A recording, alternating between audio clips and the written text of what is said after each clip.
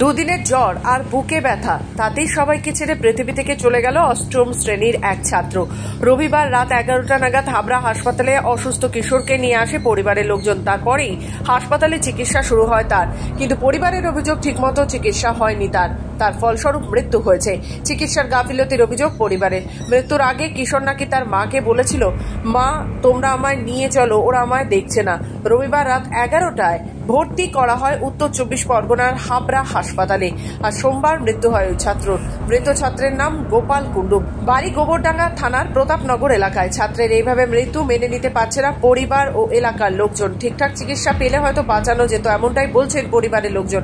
মৃত ছাত্রের দিদি জানান, তারা বলতে পারতো অন্য কোথাও নিয়ে যাওয়ার কথা, রেফার করে দিত, এইভাবে চলে যেতে হতো না ভাইকে। দুদিনের জ্বরে ছাত্রের মৃত্যুর ঘটনায় হাবড়া হাসপাতাল চত্বরে অল্প সময়ের জন্য উত্তেজনা ছড়িয়ে পড়ে। খবর যায় হাবড়া থানায়। হাবড়া থানার পক্ষ থেকে বিশাল পুলিশ বাহিনী এসে নিয়ন্ত্রণে আনে পরিস্থিতি। ছেলের মৃত্যু মেনে নিতে পারছে না মৃত ছাত্রের মা ও তার পরিবার। মাত্র দুদিনের জ্বর আর তাতেই সবাইকে ছেড়ে চলে যাবে, ভাবতেই পারছে না কেউ।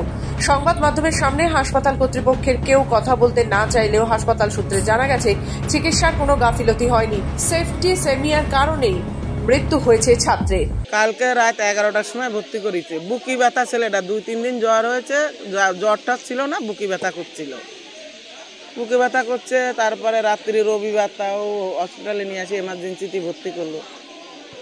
তারপরে নিয়ে রাখলো ওরা, রাত্রি কোনো ট্রিটমেন্ট হয়নি, সকালেও হয়নি।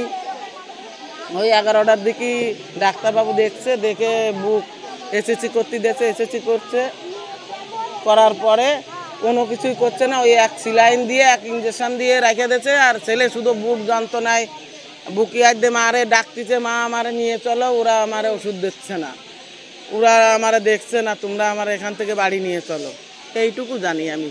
হয়েছিল তোমার ভাইয়ের? জ্বর হয়েছিল আর বুকে ব্যথা ছিল। কদিন ধরে?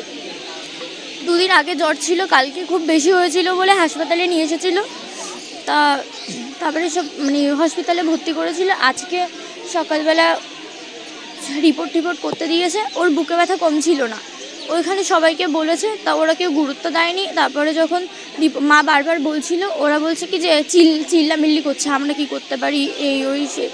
তারপরে যখন ট্রান্সফার করার কথা ওরা কিছু বলেনি যে আমরা পারবো না, আপনারা নিয়ে যান, তখনও কিছু বলেনি। তারপরে যখন পরে এসেছে তখন ডাক্তার তো পাওয়াই যাচ্ছিল না, তারপরে এনেছে, তারপরে বলছে যে ওর নেই, হ্যানা ত্যানা এসে। ওরা গুরুত্ব দিয়ে দেখেইনি। ওরা বলতে পারতো যে ট্রান্সফার করে দিতে, আমরা নিয়ে যেতাম। ওরা কালকে রাতের দিয়ে এরকম করেছে।